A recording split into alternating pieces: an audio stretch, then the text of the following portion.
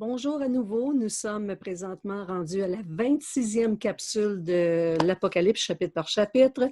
On est en train d'étudier les visions de Daniel et aujourd'hui, on va avoir la vision et l'étude de la vision de Daniel, mais la quatrième cette fois-ci, qui va nous aider énormément à comprendre le processus dans lequel Daniel est investi par Dieu pour avoir la révélation des peuples, des empires, des autorités qui vont régner sur la terre jusqu'à la 70e semaine de Daniel, c'est-à-dire la période de tribulation qu'on appelle de la fin des temps, c'est-à-dire les 7 années de, de de l'histoire humaine, en fait, jusqu'à...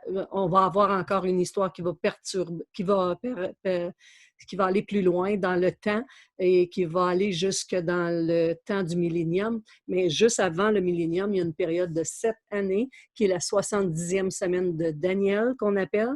Mais aujourd'hui, on va apprendre sur la quatrième vision, la vision qu'il a sur deux rois qui vont se battre ensemble. Mais pour bien comprendre toutes ces choses, on va d'abord prier notre Dieu, demander son onction, sa bénédiction, sa présence, sa faveur, pour qu'on puisse ensemble travailler d'une manière respectueuse devant Dieu.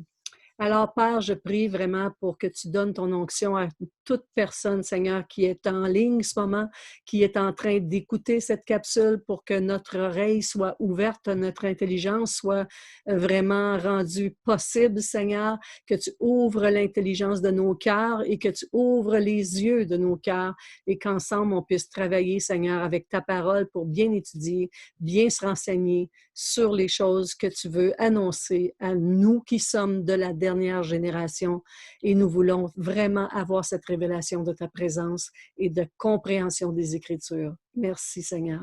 Amen. Alors, je vais tout de suite vous partager une diapositive qu'on a vue la semaine dernière. C'est pour se remettre dans le bain, là, pour bien comprendre la prophétie du bouc et du bélier, la dernière vision, la troisième, en fait, vision de Daniel. Il avait vu un bouc et un bélier, le bélier étant Alexandre le Grand, le bouc était Alexandre le Grand et le bélier qui avait deux cornes, bien c'était les Mèdes et les Perses. Le bouc, on a appelé, nous, on a le privilège d'avoir l'histoire devant nos yeux. On est de façon rétrospective capable de regarder tous les historiens puis comprendre l'histoire un peu plus. C'est plus facile pour nous que pour les gens de cette génération-là. Daniel, quand il a écrit ces choses que Dieu lui révélait, il ne devait pas comprendre beaucoup. Puis d'ailleurs, il le dit à quelques reprises lorsqu'on lit tout son livre, qu'il ne comprenait pas ce qui était en train d'avoir comme révélation. Aujourd'hui, cette quatrième vision de ces deux rois qui vont entrer en conflit va lui donner une grande révélation, celle de l'origine de celui qu'on appelle l'Antéchrist. Fait que regardons ensemble la dernière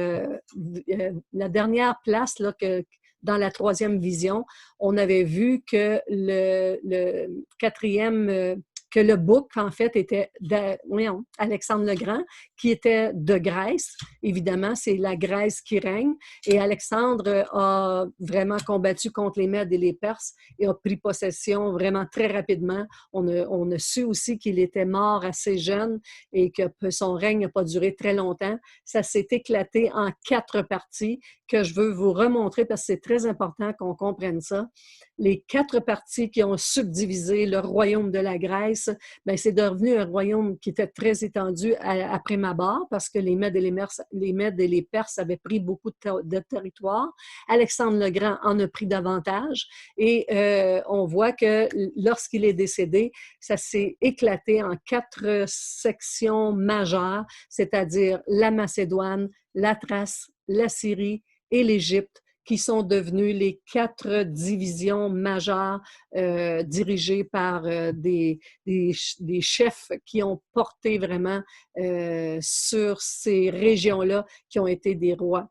Si on regarde ici par rapport à Israël, l'Égypte est au sud et la Syrie est au nord. C'est très important que je le souligne parce que quand on va regarder la quatrième vision de Daniel, c'est-à-dire la vision qu'il a des deux rois qui vont combattre ensemble, il s'agit du roi du Nord, donc la Syrie, et le roi du Sud, qui est l'Égypte. Celui des quatre qui va durer le plus longtemps de ces quatre royaumes-là, c'est le royaume de l'Égypte, dirigé sous Ptolémée en Égypte, évidemment. En l'an 30 de notre ère, il fut vaincu par Rome. Rappelez-vous qu'après la Grèce, c'est Rome qui devient l'empire qui va remplacer la Grèce, puis ça va devenir la sixième puissance mondiale récitée par les Écritures et l'histoire qui nous est donnée aussi parmi les peuples. Alors, revenons ensemble à cette nouvelle vision. Alors, Daniel va avoir une vision au chapitre 11 que je me demande si je devrais vous lire tout ça parce qu'on va passer un gros moment à la lecture. Mais moi, j'aimerais que vous lisiez parce que vous allez avoir besoin de lire ces écritures-là pour comprendre qu'il s'agit d'un combat entre le roi du Sud, donc le roi du Sud étant l'Égypte. Eux autres, la Bible, c'est écrit le roi du Midi. Le Midi, c'est le Sud. Et le Septentrion, ben, c'est le Nord.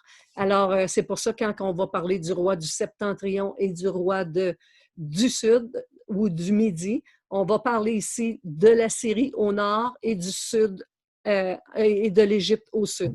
Fait que quand on va lire les Écritures, on va comprendre mieux de quelle région il s'agit, puis ça va être plus facile pour vous de vous diriger dans votre lecture à partir du verset 1.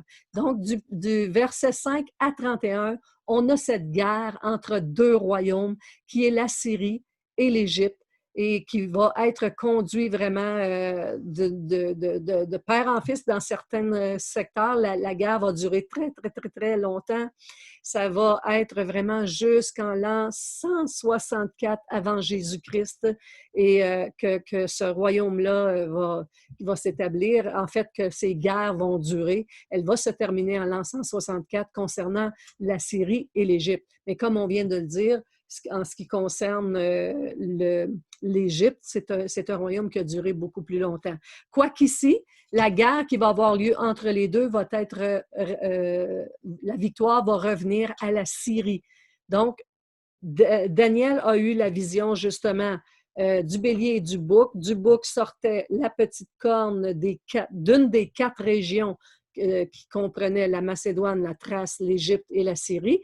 D'une de ces quatre régions-là, il y a une petite corne, encore une fois, qui sortait de là. Et Daniel veut savoir c'est quoi cette petite corne-là. Et 20 ans après avoir reçu la vision du bouc et du bélier, il va avoir encore une autre vision de la bataille de ces deux rois-là, le roi du Nord et le roi du Sud, c'est-à-dire la Syrie et l'Égypte. Et ces guerres entre ces deux royaumes vont finaliser avec, comme victoire, la victoire va être acquise par la Syrie. Maintenant, du verset 32 à 35, on voit cette période qui parle de l'an 164 après la fin de ces deux guerriers-là, de ces deux grandes guerres qui persévèrent pendant des années et des années. On nous raconte un peu ici l'histoire de l'année de 164, ça couvre la période jusqu'à la 70e semaine de Daniel, c'est-à-dire on sait que entre la 69e et la 70e semaine de Daniel, on vous avait parlé d'un intervalle qui s'appelle l'Église. Donc, la 70e semaine de Daniel a été coupée pendant une période de plus de 2000 ans pour arriver à la 70e semaine, parce que ça, c'était des prophéties qui étaient sur le peuple d'Israël. Et lorsqu'Israël a dénigré son Messie, lorsqu'il n'a crucifié son Messie, le royaume de Dieu n'a pas pu s'établir sur la terre. Alors, la naissance de l'Église est venue et nous faisons partie maintenant nous avons été greffés grâce à ça au peuple d'Israël, si vous voulez, à celui qui avait les promesses de Dieu d'avoir les terres, les promesses de la terre, les promesses éternelles aussi, les promesses de durer éternellement, d'avoir un roi éternel qui régnerait sur eux. Et ce roi-là, lorsqu'il est venu, en fait, il n'est pas venu comme un roi, c'était Jésus. Il est venu plutôt comme un agneau, comme une brebis, comme celui qui devait payer la dette des péchés du monde. Et les Juifs ne reconnaissant pas un Messie qui allait agir de manière si aimable ou si facile pour les gens. Ils ne s'attendaient pas à ça. Ils s'attendaient à un guerrier qui allait les sauver, en fait, mais du royaume de Rome, parce qu'ils étaient piétinés souvent dans leur pratique à cause que l'armée romaine était très puissante. À ce moment-là, c'était une grande puissance. Rappelez-vous qu'il s'agit de la statue dans la statue de Nebuchadnezzar. Le royaume de Rome comprend les deux cuisses, c'est-à-dire le royaume de l'Ouest avec le royaume de l'Est, tout l'Occident qui est l'Italie, Rome et toutes les régions, la Grèce et tout ça qui sont à l'ouest, et tous ceux qui sont à l'est, c'est-à-dire la Syrie, l'Irak, l'Iran, Jérusalem et tout ça, ça c'était la partie est, donc à l'Orient. Alors, ces couvertures-là étaient très, très larges. Rome régnait en puissance jusqu'à ce qu'il soit détruit, jusqu'à ce que ça finisse. Justement, ce royaume-là s'est terminé dans les années 70 et il n'y a plus eu de royaume, n'a plus eu de royaume de ce genre depuis cette génération-là. Et Jérusalem aussi a été détruit à ce moment-là, c'est-à-dire le temple a été détruit et les Juifs ont été dispersés à la surface de la terre en conséquence là, justement de leur désobéissance et de leur rejet du Fils unique venu du Père, c'est-à-dire de Jésus, qui était leur Messie, mais qu'ils n'ont pas reconnu. Alors, si vous êtes juif aujourd'hui, que vous entendez ce que je suis en train d'enseigner, vous pouvez vérifier vous-même dans les Écritures, car le livre de Daniel va révéler vraiment celui qui va venir en son nom, parce que Jésus, lorsque vous l'avez crucifié, lorsqu'il a été crucifié, il a dit, avant de mourir, bien avant, il a dit, il y en a qui viennent, il disait aux Juifs, justement, à vous qui êtes Juifs, il vous disait, il dit, moi, je suis venu au nom de mon Père et vous ne m'avez pas reçu, mais un autre viendra en son propre nom et celui-là, vous allez le recevoir. Fait que je vous informe aujourd'hui que si vous êtes de la nation juive et que vous ne croyez pas que Jésus est le Messie, ben, sachez qu'il viendra un autre homme sur la terre dans lequel vous allez placer votre confiance. Mais cet homme-là sera définitivement l'Antéchrist, celui qui va mettre vraiment une rupture dans toute la bénédiction, les promesses qui vous étaient destinées. Alors aujourd'hui, je parle au peuple juif, mais en même temps, j'aimerais parler à toutes les nations du monde parce que nous avons besoin, nous aussi, d'avoir Jésus comme Messie, comme Sauveur. Et si nous le reconnaissons aujourd'hui, si nous reconnaissons que son sacrifice a payé la dette de nos péchés, eh bien, nous pouvons être greffés à la promesse que les Juifs ont reçue, c'est-à-dire à la promesse d'Abraham de recevoir les territoires et la vie éternelle, évidemment, et un roi qui régnerait éternellement sur eux et qui les sauverait, qui les garderait de toutes les préoccupations humaines et de toute la méchanceté humaine. Alors, on peut être vraiment sorti de l'esclavage humain, de l'esclavage du péché qui a vraiment mis un contrôle sur les générations, de génération en génération, qui a perturbé la vie humaine parce que Dieu n'avait pas prévu une vie comme nous avons aujourd'hui. Quoiqu'on a des belles journées, mais il y a aussi de très mauvaises. Il y a des guerres, il y a des famines, il y a des maladies, il y a de la souffrance, il y a des pleurs, il y a des dépendances, il y a des gens qui ne seront jamais soulagés de leur déficience mentale, où il y a tout ce que l'ennemi a créé, a voulu détruire. En fait, il détruit les choses que Dieu voulait mettre en place. Mais tout ça aura une fin et c'est dans la personne de Jésus que ça prend fin et que nous pouvons être assurés d'avoir la vie éternelle et que notre corps de poussière qui a été rendu malade et tout ça, il nous sera donné un nouveau corps pour avoir vraiment toute la richesse d'un corps renouvelé, un corps glorieux, un corps qui ne sera ni malade ni défectueux et qu'une âme aussi qui ne sera pas pécheresse. Et on aura tous ces privilèges-là dans le royaume éternel de notre Père, de notre Dieu. Alors, cette quatrième vision, lorsque Daniel a la vision de ces deux rois-là, il comprend très, très vite que le roi de Syrie, c'est celui qui va gagner la bataille et que c'est de lui que vient, d'où viendra la petite corne qui va s'élever parce qu'elle vient justement de cette victoire de Syrie qui va se perpétuer, pardon. Et je veux vous montrer qu'à partir du verset 36, on va relire ce que nous avons, on va lire en fait pour les besoins de la cause. Là. Je veux qu'on lise à partir du verset 36 du chapitre 11 de Daniel. Alors lisez avec moi, prenez vos Bibles au chapitre 11 de Daniel, le livre qui a tellement de révélations pour les gens des derniers jours. Le roi fera ce qu'il voudra. Je vais lire juste avant. Non, c'est correct. Le roi fera ce qu'il voudra, il s'élèvera, il se glorifiera au-dessus de tous les dieux, et il dira des choses incroyables contre le Dieu des dieux. Il prospérera jusqu'à ce que la colère soit consommée, car ce qui est arrêté s'accomplira. Alors ici, on parle de cette petite corne qui sortait. En fait, là, on sait qu'elle sort de Syrie. Du royaume qui a gagné cette victoire parce qu'il va s'élever au-dessus de toute chose. Et Daniel comprend que cette petite corne, c'est la même là, qu'il y a eu dans les autres passages, dans les autres visions précédemment. Il n'aura égard ni au Dieu de ses pères, ni à la divinité qui fait les délices des femmes, ni il n'aura non plus égard à aucun Dieu, et il se glorifiera au-dessus de tous. Toutefois, il honorera le Dieu des forteresses sur son piédestal, à ce Dieu que ne connaissaient pas ses pères. Il rendra des hommages avec de l'or, de l'argent, avec des pierres précieuses et des objets de prix. C'est avec le Dieu étranger qu'il agira contre les lieux fortifiés. Il comblera d'honneur ceux qui le reconnaîtront et il les fera dominer sur plusieurs. Il leur distribuera des terres pour récompense. Imaginez tout ce dont qu'il va avoir comme privilège ici. Fait qu'il va donner des privilèges à ceux qui le suivent, à ceux qui lui accordent le crédit. Au temps de la fin, le roi du Midi, c'est-à-dire le roi du Sud, de Syrie, se heurtera contre lui et le roi du Sud, c'est l'Égypte. Au temps de la fin, le roi du Midi se heurtera contre lui et le roi du Septentrion fondra sur lui comme une tempête avec des chars, des cavaliers et avec de nombreux navires.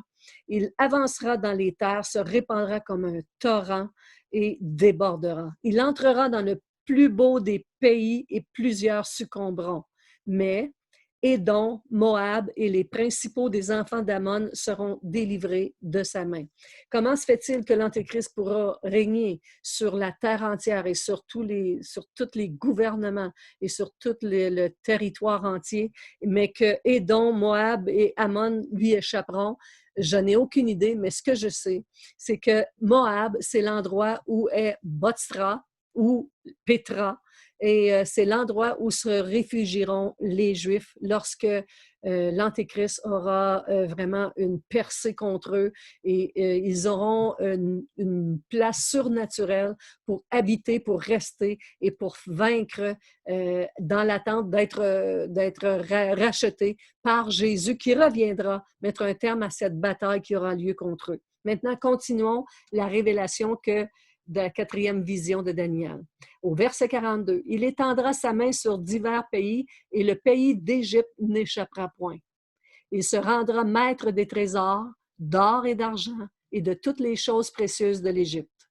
Les Libyens et les Éthiopiens seront à sa suite. » Des nouvelles de l'Orient et du Septentrion viendront l'effrayer, et il partira avec une grande fureur pour détruire et exterminer une multitude. Il dressera les tentes de son palais entre les mers, vers la glorieuse et sainte montagne, puis il arrivera à la fin sans que personne lui vienne en aide.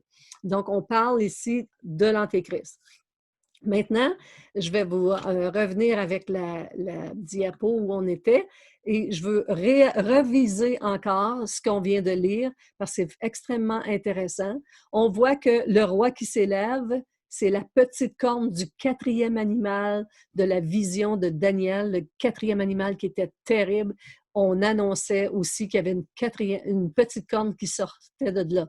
Donc, le roi qui s'élève puissant, on sait qu'il vient de la Syrie parce qu'il est le vainqueur. Donc, cette petite corne, c'est la même petite corne qui est sortie d'un des royaumes du bouc, c'est-à-dire du royaume de la Grèce, qui a été subdivisé en 4. Daniel comprend que ça vient de cette subdivision-là, mais lorsqu'il a la révélation des 2 rois qui combattent et que c'est la Syrie qui gagne, il comprend que c'est cette petite corne qui sort et qui ressort victorieuse. Ou encore la petite corne qui sort des 10 orteils de la vision de la statue de Daniel, qui sont aussi les 10 cornes du 4e animal qui est révélé dans Daniel chapitre 7, verset 7.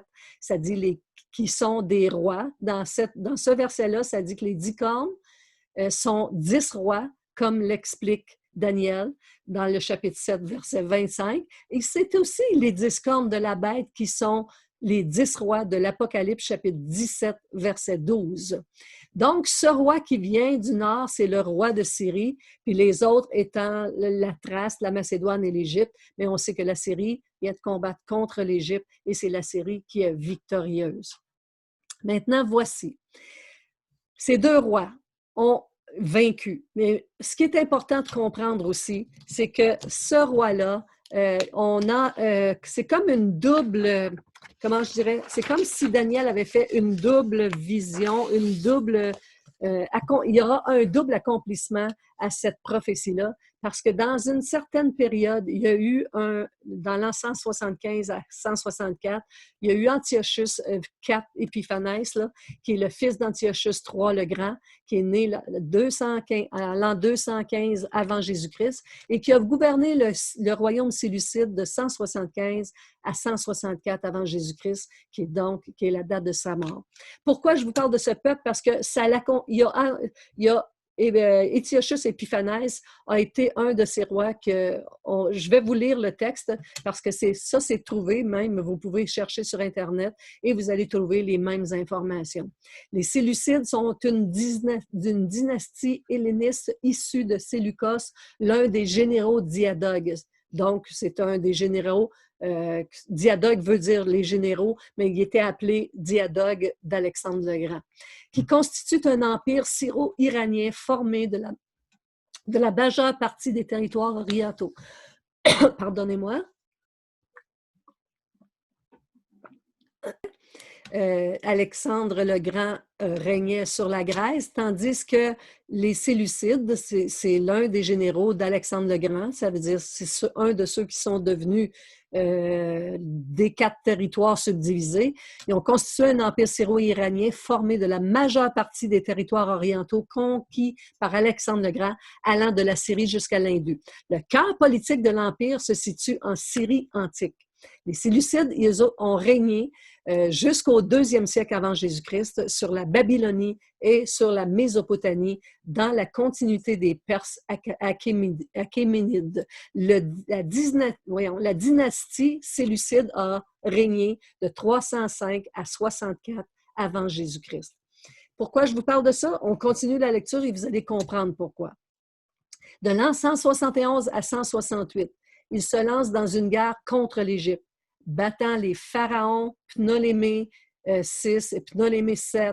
Il va s'emparer de l'Égypte, de Chypre et jusqu'à l'an 168. Donc, il va conquérir toutes les autres séries, c'est-à-dire les 4 subdivisions. Il va prendre possession des 3 autres divisions. Cependant, l'ultimatum de l'ambassadeur romain Gaius Politicus Laenas I l'oblige à abandonner ses conquêtes. Donc, le Rome vient à faire un impact et va arrêter ses conquêtes. À la suite de l'expédition d'Antiochus contre l'Égypte, la guerre civile s'installe à Jérusalem entre les grands prêtres Jason et Mélénas après l'assassinat d'Onias III. Antiochus doit quitter l'Égypte pour réprimer la révolte à Jérusalem. Donc, Antiochus va quitter l'Égypte et va aller vraiment combattre à Jérusalem. Antiochus en vient à interdire le judaïsme et consacrer le temple de Jérusalem aux dieux grecs. En effet, en l'an 168 avant Jésus-Christ, il pille le temple de Jérusalem et il y installe un autel du dieu Baal Shaman. Il détruit les murailles de la ville et dans un édit de décembre de l'an 167 avant Jésus-Christ, il ordonne d'offrir, écoutez bien ceci, des porcs en holocauste. Ça, c'est dans le temple en Israël. Il interdit la circoncision et il pourchasse les adversaires de l'hellénisation. Vous savez que les hellénistes, ce sont des païens grecs qui combattent contre tout ce qui est saint de la parole de Dieu. C'est plutôt des gens qui vont vraiment avoir des conversations continuelles et dialoguer sur des sciences et tout ça. Cette politique lui vaut le surnom d'épiman, ça veut dire insensé. Pour certains auteurs chrétiens, il symbolise la figure de l'Antéchrist. Imaginez que ces gens qui vivent à cette période-là, à Jérusalem, qu'ils voient vraiment la corruption qui se passe dans le temple. Antiochus Épiphanès va entrer dans le temple, il va demander d'offrir, il va ordonner d'offrir des porcs, alors qu'on sait très bien que c'est pas cachère, que le porc est défendu aux Juifs. Il présente des porcs en holocauste au lieu des brebis. Il interdit la circoncision. On sait très bien que les Juifs, pour être reconnus Juifs, devaient être circoncis. C'est de cette façon qu'on reconnaissait un Juif à cette époque. Pour certains auteurs chrétiens, comme on l'a dit ici, beaucoup d'auteurs chrétiens de cette génération-là ont identifié l'Antéchrist, ont symbolisé la figure de l'Antéchrist, de ce personnage-là qui entrait dans le temple et qui se proclamait au-dessus de toutes les lois. Mais on va savoir que c'est comme une double accomplissement parce que ce n'est pas l'accomplissement complet ici, c'est une figure de la façon dont la corruption va entrer dans le temple lorsque l'Antéchrist se présentera réellement. Après son départ, une révolte va éclater des Juifs dirigée par la famille des Maccabées. Donc, en l'an 166 avant Jésus-Christ, les troupes envoyées par Antiochus IV sont successivement battues. Apollonius à Samarie, Nicanor et Georgios à Emmaüs, Lysias à Bethzur. En l'an 164 avant Jésus-Christ, Antiochus s'arrête. Il arrête plutôt la persécution et amnistie les Juifs qui regagneraient leur foyer en mars l'an 164 avant Jésus-Christ. Alors, Judas Maccabée, vous allez entendre souvent ce nom-là, et c'est très bon de lire sur l'histoire des Maccabées. Judas Maccabée s'empare de Jérusalem, il procède à la purification du temple et rend le sanctuaire et l'autel comme un culte qui revient à Yahweh. Et pour certains auteurs chrétiens, on dirait qu'ils disent aussi, pardon, pas lui qui a l'air de l'Antéchrist, mais plutôt on parlait d'Antiochus Épiphanès. Alors, qu'est-ce qu'on a vu dans tout ça? C'est extrêmement intéressant. Fait que là, on comprend plusieurs choses, en fait. Regardons ensemble ce tableau. Je sais que c'est très petit pour vous qui êtes à la maison. Si vous regardez, essayez de regarder ces capsules-là soit sur un ordinateur ou soit sur un écran de télévision si vous êtes capable de projeter ce que vous voyez sur votre écran. Vous êtes capable de le projeter sur la télé. Il y a des moyens pour ça. Alors, si c'est possible, faites-le parce que vous allez avoir une meilleure vue. Mais sinon, prenez une photo puis agrandissez au fur et à mesure avec vos doigts sur votre appareil photo, sur votre appareil de téléphone, pardon. Vous allez pouvoir agrandir vraiment les diapositives. Mais ici, regardez ensemble. Ici, j'ai les 4 visions de Daniel. Il y a la statue de Nebuchadnezzar, il y a les 4 bêtes qu'il a vues, le bélier et le bouc, le roi du nord et du sud. Ces 4 visions corroborent exactement les mêmes choses et donnent de plus en plus de révélations à Daniel concernant cette petite corne. Alors, voici que la statue de Daniel nous présente la tête d'or qui est Babylone. Et les 4 bêtes, on nous dit que la première était le lion, qui est aussi Babylone. Le bélier et le bouc, on va voir qu'ils ont été dispersés en 4 royaumes, mais on va qui représente la Grèce, en fait. Mais on va le voir qui va représenter. On ne parle pas de Babylone nécessairement dans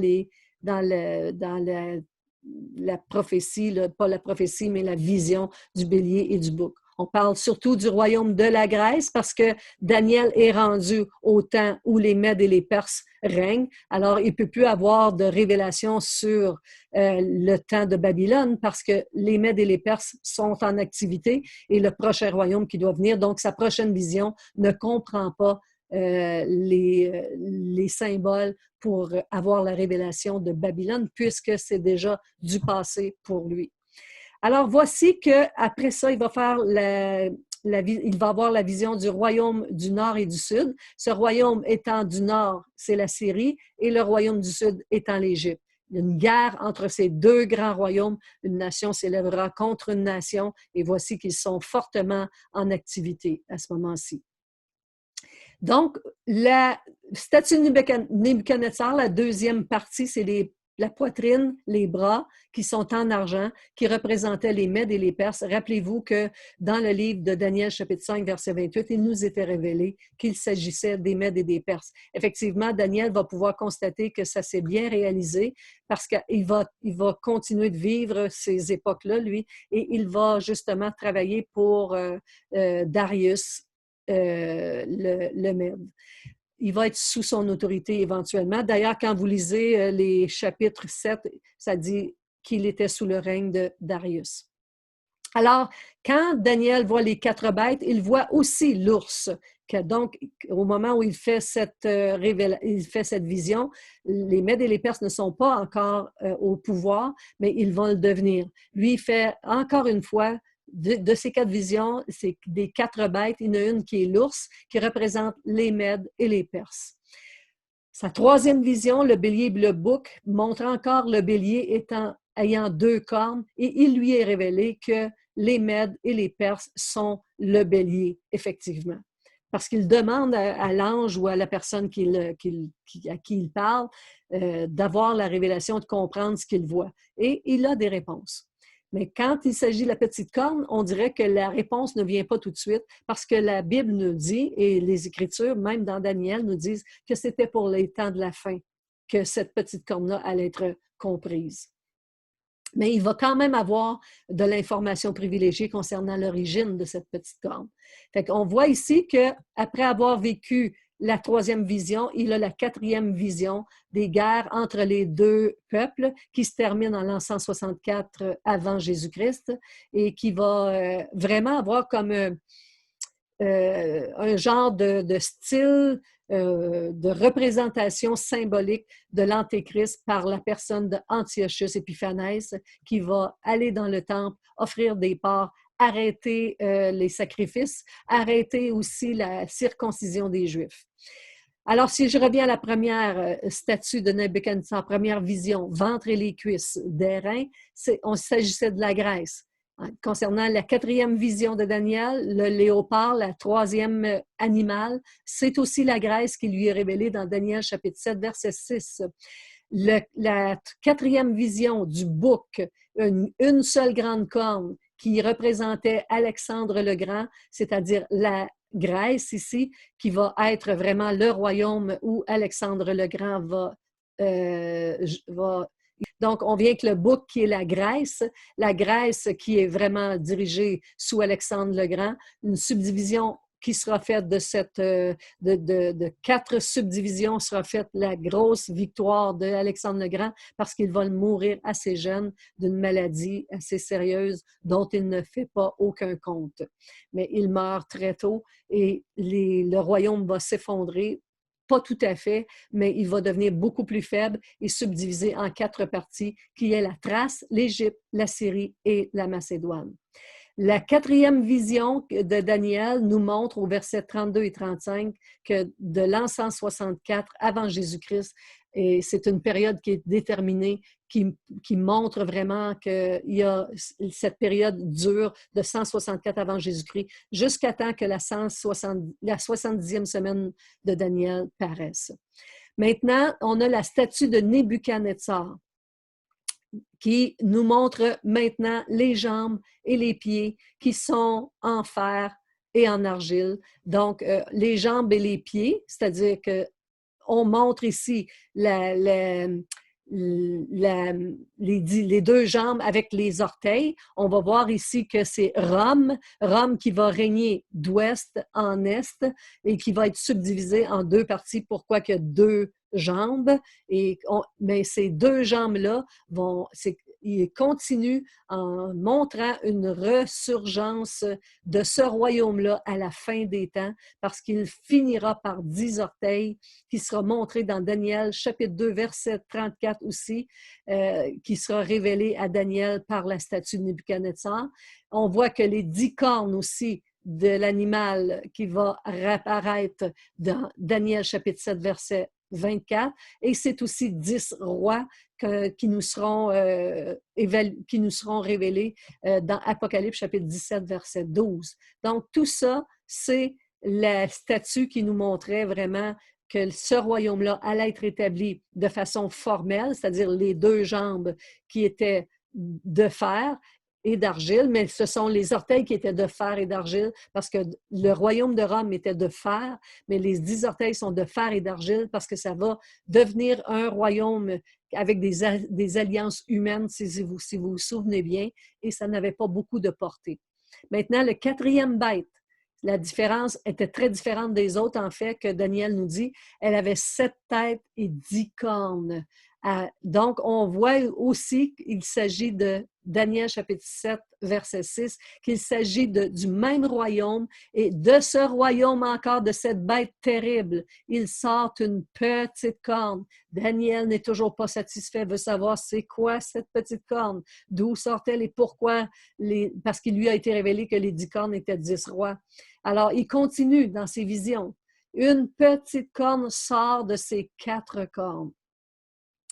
Une fois encore, du bouc, de ces 4 régions de la Thrace, du bouc ici, de la Thrace, de l'Égypte, de la Syrie, de Macédoine.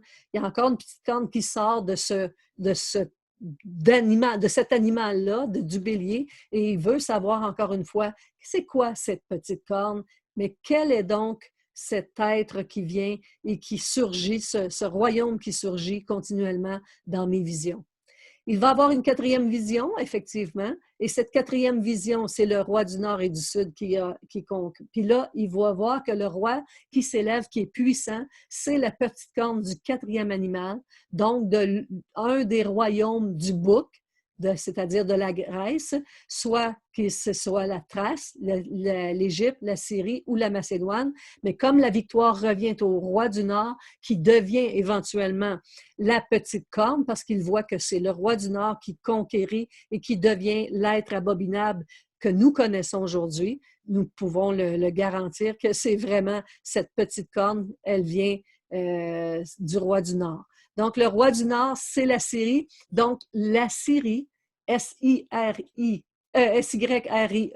c'est un royaume qui fait partie de l'Assyrie. A-S-S-Y-R-I-E. Revenons à tout ça. Si on regarde l'ensemble des 4 visions de Daniel ici, je dis donc, les 2 bras de la statue, les 2 épaules de l'ours, les 2 cornes du bélier, ce sont les Mèdes et les Perses. Et les cuisses de la statue, il y a les 4 têtes du léopard, puis les 4 cornes venant du bouc avec la petite corne. Donc, il s'agit du royaume de la Grèce ici. Fait que c'est de la Grèce. Alors, Daniel comprit que la petite corne de Daniel, chapitre 8, verset 9, sort d'un des 4 royaumes du bouc ou de la Grèce dans Daniel, chapitre 8, verset 8. La petite corne de Daniel 7, verset 8, est la même que celle qui sort des 10 cornes de la 4e bête de Daniel, chapitre 8, verset 9. Donc, il comprit que la petite corne vient de la Syrie, du roi du Nord, la Syrie provenant des 4 divisions du royaume de la Grèce, c'est-à-dire les 4 divisions qui sont ici. Donc, l'Assyrien, qui est mentionné partout dans la Bible. Là, j'ai mis quelques passages dans Ésaïe chapitre 10, verset 12, dans Ésaïe chapitre 14, verset 15, Ésaïe 10, verset 24 à 25, Michée chapitre 5, verset 5 et 6, et énormément d'autres passages où on parle de l'Assyrien comme celui qui venait sur le territoire d'Israël, essayer de prendre la possession du temple et possession de l'autorité qui vient contre Dieu, le blasphème qui vient contre Dieu. Donc, la Syrie, c'est une ancienne région du Nord. Tout ça pour vous dire que l'Assyrien, qui est mentionné partout dans la Bible, est nul autre que l'Antéchrist. Quand vous lisez la Bible, si vous faites une recherche sur le mot assyrien, vous allez trouver qu'il s'agit, on parle d'un personnage ici.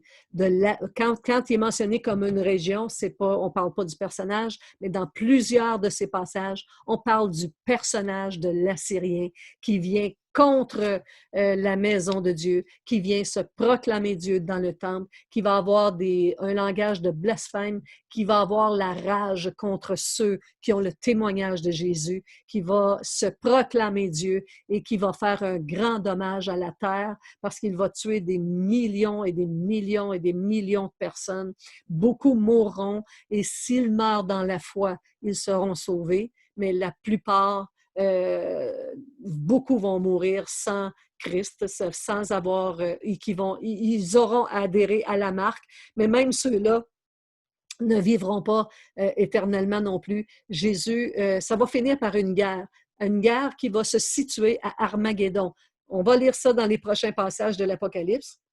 Là, évidemment, on vient de faire beaucoup de travail concernant, on a fait comme une interruption sur les 4 visions de Daniel qui nous révèlent que l'Antéchrist n'est nul autre qu'un Assyrien. Et l'Assyrien, c'est évidemment l'un de ses contrôles, c'est la Syrie elle-même, la Syrie étant partie intégrante de la Syrie à cette époque-là.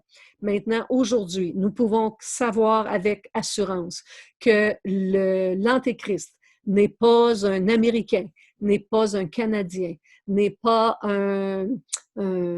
autre chose qu'un Syrien. Par contre, nous allons découvrir avec les Écritures que pour qu'il ait l'autorité de signer une alliance avec Israël concernant l'arrêt, on sait que lorsqu'il viendra, il viendra donner le pouvoir à Israël. Il viendra comme un homme de paix, premièrement, pour apporter la paix. Il y aura la solution pour arrêter les guerres qui vont être en activité prochainement, c'est-à-dire la guerre de Gog et Magog.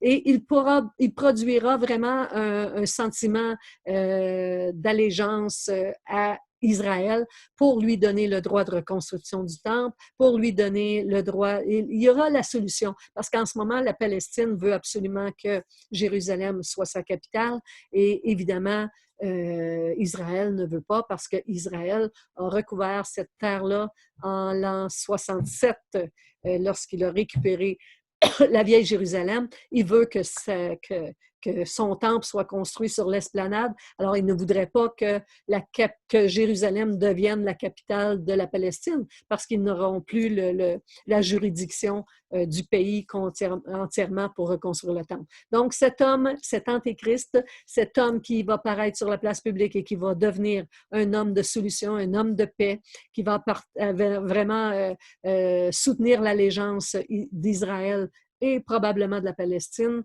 parce que il vient de la Syrie, n'oubliez pas, c'est un Assyrien, c'est un Syrien, mais il doit aussi être un Juif pour que pour qu'il puisse signer ce traité de paix, justement.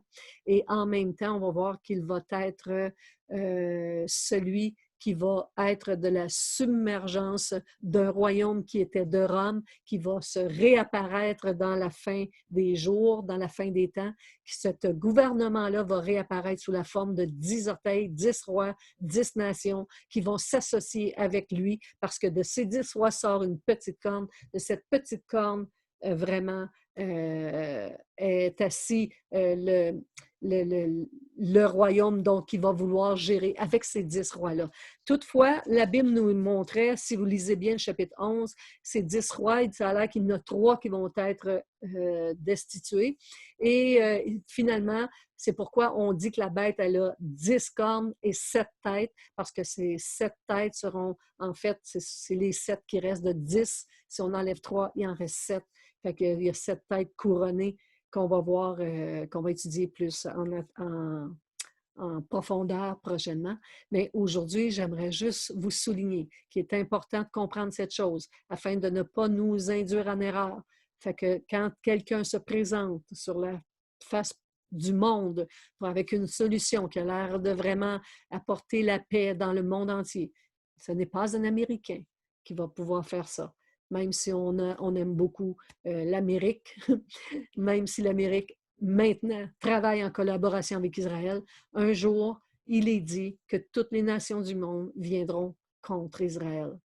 Alors, nous serons aussi de ceux-là. Alors, sur ce, je vous prie, je prie notre Père que vous ayez la sagesse de remettre votre vie dans les mains du Seigneur Jésus. Si vous ne l'avez jamais fait, si vous n'avez jamais donné votre vie au Seigneur, si vous est passé 10 pieds par-dessus la tête, si vous n'avez jamais entendu la bonne nouvelle, sachez que la bonne nouvelle, c'est que vous pouvez avoir la vie éternelle, mais gratuitement. Personne ne peut vous la donner, vous ne pouvez pas la mériter, vous ne pouvez pas l'acheter, vous ne pouvez pas travailler pour l'avoir, être des bons citoyens, parce que nous sommes tous trouvés pécheurs et personne ne peut survivre et vivre éternellement dans la présence de Dieu sans avoir accepté le sacrifice que Jésus a fait sur la croix en donnant sa vie pour le pardon de vos péchés, parce que sans lui, vous ne pouvez rien faire. Vous ne pouvez pas mériter d'aller au ciel, ni l'acheter. Alors, sachez dans votre cœur que vous devez demander à Jésus de vous sauver de vos péchés, parce que c'est lui qui ôte le péché du monde. Que vous soyez musulman, bouddhiste, hindouiste, peu importe, quelle que soit votre religion, quelle que soit votre origine, vous avez besoin que Jésus vous sauve. Jésus, c'est le Fils de Dieu. Il n'est pas notre égal. Il n'est pas de cette terre. Jésus dit, je ne suis pas de ce monde. Vous, vous êtes de ce monde, mais moi, je ne suis pas de ce monde. Il dit, vous, vous êtes d'en bas. Il dit, moi, je suis d'en haut. Jésus disait ça pendant qu'il était ici sur la terre. Alors, comprenez qu'il est essentiel de savoir ce que Jésus dit, parce qu'il dit pas les choses à peu près. C'est lui la vérité et la vie. Nul ne vient au Père que par lui.